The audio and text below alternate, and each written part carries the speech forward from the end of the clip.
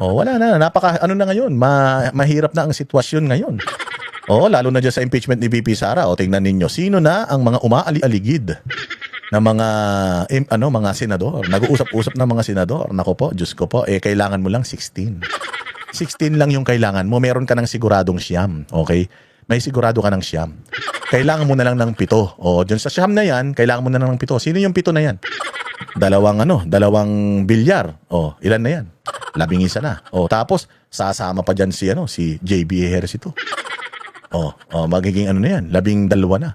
Sasama pa si Pia Cayetano dyan. 13 na. 13 na lang yung kailangan mo. Si Miggy Zubiri. Sasama pa dyan, sigurado ako. Kasi ayaw niya ng impeachment noon pa. Di ba? Si JB ayaw din niya ng impeachment eh. Ilan na yon? Si Bam Aquino. Pwedeng yan. Pwedeng sumama yan. Bakit? Galit na sa kanya yung mga dilawan. At saka, inendorso ng Iglesia ni Cristo yan. Sabi ng Iglesia ni Cristo, ikaw nandito. Sige, nanalo yan dahil sa endorsement ng Iglesia ni Cristo. So, hindi naman niya siguro bababuyin ang Iglesia ni Cristo. Lalo na ngayon, inaaway-away na siya ng mga dilawan. So, baka pwedeng bumoto na yan sa... Pero, let's assume, bumoto pa rin yan sa pro-impeachment. Sino pa? Yung mga senador na sa tingin ninyo boboto in favor kay VP Sara, not in favor of the impeachment but in favor sa dismissal ng kanyang kaso. Ilan na ang kailangan nila? 7 na lang. Ilan na lang kailangan nila? Kung na-compute natin, 3 na lang. Kaya 4 na lang. Sino yung mga magic 4 na yan? Kasi magugulat ka kay Tito Soto, ano yan? Traitor din yan. Baka biglang si Tito Soto, biglang hindi na naging pro-impeachment yan. Kasi sa Congress, mga bossing, nagdadalawang isip na sila kung makukuha nila yung katulad nung dami ng boto na nakuha nila noon Although meron na silang 55, konti na lang yung bubunuin nila, hindi nila alam kung madali nilang makukuha yung iba pang mga miyembro. Hindi katulad noong 19 Congress na talagang convicted. With conviction. Landslide talaga yung nag-impeach kay Inday. Pero ngayon, kaya nga maganda yung mga naisip ko na gumawa kayo kanya-kanyang post. Kasi tayo naman mga Duterte supporter yung ating Facebook. Ano naman yan legit naman yan. Gawin po ninyo. Mag-post kayo. Itag ninyo yung mga congressman ninyo. Kahit saan kayong distrito, itag ninyo yung mga congressman ninyo. District 1, 2, 3, 4, 5, 6. Region 1, 2, 3, 4, 5, 6, 7, 8, 9, 10. Kung may social media ka, ilagay mo doon. Katulad ako, ang congressman ko sa 3rd District ng Quezon City, si Franz Pumaren. Pumirma ding hayop na yan. Si Franz Pumaren, putang ina, bilyon-bilyon daw ang ibinigay ni Romualdez sa kanya. At yan si Franz Pumaren na yan, napakadami ng mga properties na na-acquire niyan. Ang daming mga nagsusumbong sa akin ng mga taga 3rd District dito kay Franz Pumaren na ito. Iba-iba daw ang mga sasakyan nito. Pero nung napsita siya, lumang Fortuner na daw yung sasakyan niya. Itinago na yata niya yung yaman. At pati daw yung anak nito na konsehal. Ganun din daw, kuratong baliling din. Tang ina, sabi ko nga matindi talaga itong mga to. Sabi ko, tinag ko si Franz Pumaren. Magaling ka pala mag-dribble, hayop ka. Kaibigan ko man yan. Naging player ako ng Pumaren's Cup. 16 years old pa lang ako, naglalaro na ako interbarangay. Hanggang sa mag-retire ako sa pagbabasketball. Naging player ako ng Pumaren's Cup ni Franz. Kaibigan ko man yan. Pero dito sa atin sa Banateros, sa Boss Dada, walang kaibigan. Putang ina, pagkawatan ka. Puta, ikaw unang-una kong yayariin. Babantayan natin ito. Ako, babantayan kita, Franz Pumaren. Itinag ko si Franz Pumaren sa aking Facebook post. Sabi ko, Franz Pumaren, tinitingnan ko yung boto. Alam naman natin pare-pareho na to si Inday Sara. Hindi dapat ma-impeach ito at dapat maging presidente ito sa 2028. Putang ina ka. Kapag ikaw nagboto ka ng yes sa impeachment niya, arawin talaga kita. Hindi ito threat pero ako kasi, para sa akin, kapag ikaw pumirma ka na ma-impeach si VP Sara, it's either talagang kurakot ka, magnanakaw ka, ayaw mo maging presidente si Inday Sara dahil hahabulin ka pagdating ng panahon. Sinabi naman ni Inday Sara, hahabulin ko kayo So gawin niyo yun. Post kayo sa social media niyo, itag ninyo yung mga congressman ninyo, at sabihin ninyo na bumoto ka ng no. Kasi pag bumoto ka ng yes, sisiguraduhin ko na lahat ng angkan ko, hindi kayo iboboto. Hindi ka na mananalo. Yung asawa mo, yung anak mo, kung huling termino mo na ngayon, alam ko naman, ililipat mo lang yan sa asawa mo, sa anak mo, hindi namin kayo iboboto. Yun lang naman kinakatakutan ng mga yan, mawala sila sa kapangyarihan. Gawin po ninyo yun, mga bossing, para sa bayang Pilipinas, hindi na para sa atin, kundi para sa mga future generations natin, mga bossing. Kayo ang dapat nire-represent ng mga congressman ninyo. Kung ano yung gusto nyong gawin ng mga congressman ninyo, dapat sinusunod nila. Pag hindi nila sinunod, tapos na ang usapan. Huwag na nating iboto yan. O pakinggan natin itong balitang ito. Mahihirapan na sila. Wala na silang numero masyado. Maaring malaki yung chances na ma-impeach pa rin si Inday dito sa Congress. Pero dyan sa Senado, medyo delikado na sila. At dito sa Congress, hindi na nila nakuha yung lakas na meron sila nung 19 Congress. So it's a good development para sa ating mga Pilipino at para kay VP Sara. Bukod sa trabaho, mga closed-door meeting din ang sumalubong sa mga senador sa muling pagbubukas ng sesyon sa Senado. Ang detalye sa agenda report ni Dexter Ganibe ng Abante. Ilang oras bago ang opisyal na pagbubukas ng pagbabalik sesyon ng Senado Lunes ng hapon, mabilis ang lakad ni Senador Camille Villar. Pero hindi siya papunta sa plenaryo. Diretso siya sa office ni Senate Minority Leader Alan Peter Cayetano. Nako, Cayetano yan. Tinitira na ng gobyerno yan. Insider, ano ba tawag dun sa kaso nila? Parang insider trading. Si Mark Villar, dating kay Pangulong Duterte yan. Bagamat hindi sila masyadong mga nagsasalita, dumidepensa sa mga nangyayaring pang abuso sa mga Duterte, alam natin ang puso ng mga yan. Dalwa yan. Si Cayetano, alam naman natin na si Pia, ang kapatid niya, ang minority leader. Alangan naman tablahin niya yung kapatid niya. Kaya nga sabi ko sa inyo, wag kayong magboto Wag kayong bumoto ng mga ng mga magkakapatid, magkakamag-anak Kasi napakadelikado niyan sa sa yung distribution ng power diyan sa Senate pagdating sa boto-botohan ito, mga magkakapatid to. Nako po, si Camille Villar pupunta kay minority floor leader. Bakit? Nako po. Na napabalitang nagpatawag ng caucus sa mga miyembro ng Senate Minority. Pero si Senator Camille ay miyembro ng mayorya. Makalipas ang 6 na minuto, muli ring lumabas ng opisina ni Senator Alan Villar.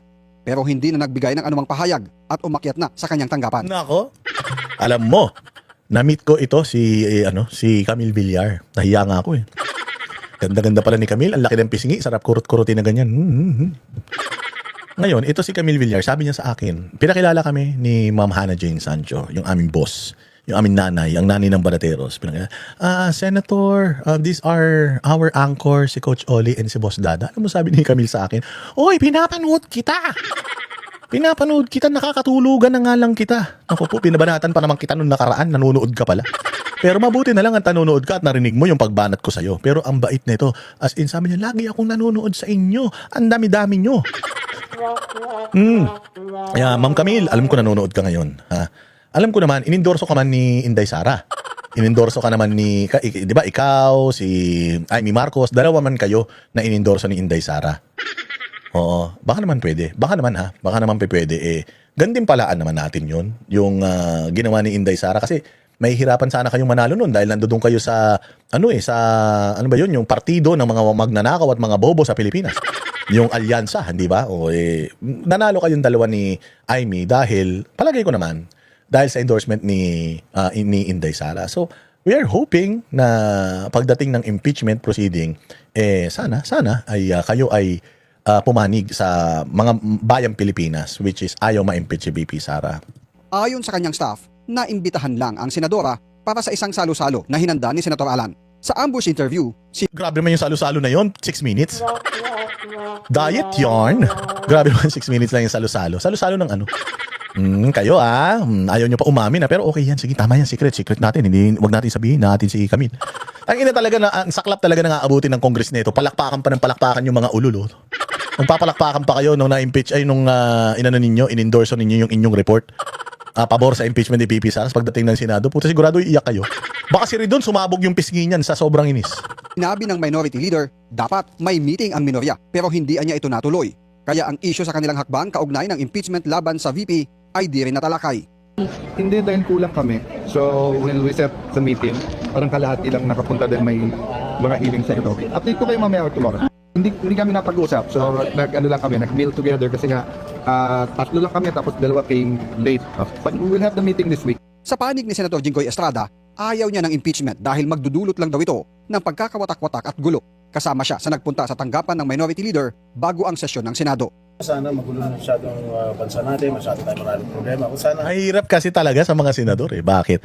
Buong Pilipinas Sabi ko kung ako congressman, halimbawa ako si Abante tsaka si Luistro na congressman sa isang mga kupal na mga distrito. Halimbawa si Luistro sa distrito niya diyan sa Batangas. Hindi naman siya kilala sa buong Pilipinas. Ito naman kapag tumakbo ito sa national, putang ina nito baka sa national bookstore manalo ito. Pag tumakbo ito ng national, walang pakialam si Luistro kung tawagin siyang estapadora ng buong Pilipinas. Basta importante, manalo siya sa distrito niya. Masecure niya yung distrito niya. Walang pakialam to mga party list representatives. Walang pakialam niya mga yan. Si Abante, na kupal na satanas. O walang kwenta yan, walang problema kasi natalo na nga siya sa District 6 ng Quezon ng Maynila eh. Nakaupo pa rin siya na congressman. So wala siyang pakialam kung masira ang reputasyon, tawagin siyang Pastor Kanor, Pastor Dila, Pastor Magnanakaw, kahit anong itawag sa kanya. So long as yung distrito niya na iilan libo lang bubusugin niya, mananalo siya. O kaya ganito kalakas ang loob ng mga congressman, ibahin natin sa Senado. Kasi ang senador, ang constituencies niyan, buong Pilipinas. So imagine, if I will say yes to convict Inday Sara, Visayas and Mindanao are rooting for Inday Sara. Kamusta naman ang iyong senator, ang iyong pagiging senador? Kamusta naman ang iyong pangangampanya sa Visayas at Mindanao, being the Dutertes are originally from I think Leyte or Samar or Leyte. Tapos, nag-migrate sila sa Mindanao. So, they adopted son pa siya ng Cebu. Sister city pa nila ang Cebu City, ng Davao City. So, the Visayas and Mindanao are being represented by the Dutertes dahil taga-South sila.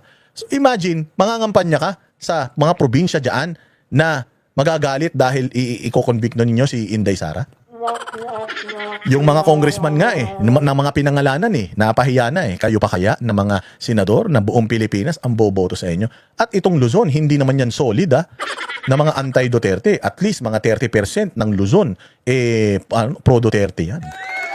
So paano na? Kaya ikaw ayaw mong masisira yung iyong kandidatura o yung iyong political hold kasi nga national ang iyong constituency. So, ayaw mo na masira ka kahit saang lugar sa Pilipinas.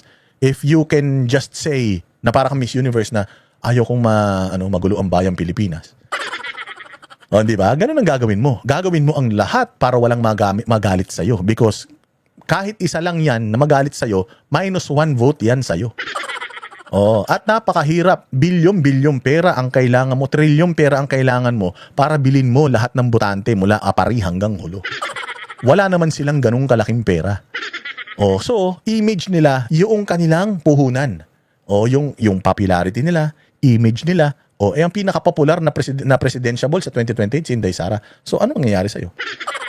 Ano mangyayari sa'yo kung halimbawa ikaw si Erwin si Rapi Tulfo na mag-re-electionist ka sa 2028, kung mag-yes ako kay Inday Sara, karamihan ng followers ng Rapi Tulfo in action, puros masa yan. Alam natin pag masa, pro-Duterte yan. Nag-capitalize siya doon. So sa tingin ba niya, kahit na nanonood sila ng Rapi Tulfo in action, sa tingin ba nila, 100% ng mga Tulfonatics, boboto pa sa kanya? Mahirap sa nationals, mga bossing. Kaya itong mga congressman, bayanan natin yan. Kaya nga ako nananawagan ako bawat mga nanonood, kababayan natin na may mga congressman, itag ninyo at punuin ninyo yung mga notification ng kanilang mga Facebook pages ng mga pagtatag sa kanila at ipakita ninyo na ayaw nyo ng impeachment kay VP Sara. Ako, I have said it time and again na ayoko ng impeachment. But, since mukhang aakyat siya, Wala tayong magawa. Ibinunyag naman ni Senador Amy Marcos ang pagbabanta umano ngayon para makakuha ng boto ang impeachment hindi lang sa Kamara kundi maging sa Senado. Kung noon daw ay FLR o for later release ng pondo ang pananakot, ngayon OMB na niya. For later release, ibig sabihin itetenga yung kanilang mga project. Ngayon, nasanay na sa hirap at hirap pa rin na talagang walang mga project, walang lumalabas. Ngayon, yung 3 little letters daw, OMB, kakasuhan daw kayo. Ano ba ito, nananakot? Para sa agenda, Dexter Ganibe, Abante. Di ba? Kami ang boses ng masa, hindi natatakot. Katotohanan lang, di kami nalulunod.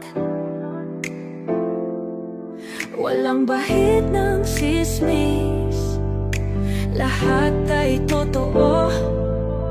Kahit sino ka pa, pag mali ka babanatan ka. Walang pinipiling kulay, wala kaming kinikilingan. Basta para sa bayan, kami lalaban. Pagdama palakpakan, pag mali banatan, di matitinag, di matatakot. Para sa bayan, tuloy ang sigaw. Sa harap ng kamera, walang halong takot. Mga baluktot, lahat kayo'y tutumba. Ang hustisya at totoo, yun lang ang mahalaga. Kahit sinong harang, di kami matitinag. Walang pinipiling kulay, wala kaming kinikilingan. Basta para sa bayan, kami lalaban. Pag tama palakpakan, pag mali banatan. Di matitinag, di matatakot, para sa bayan tuloy ang sigaw. Kung nasa tama ka, ikaw ay aming kasama. Pero pag mali ka, handa ka na bang mabasag? Banateros kami, walang inuunan, dahil bayan muna bago ang sarili.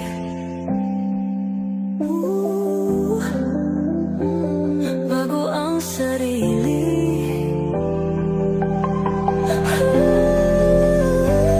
Pag tama palakpakan, pag mali banatan. Banateros ang sigaw, katotohanan ang laban.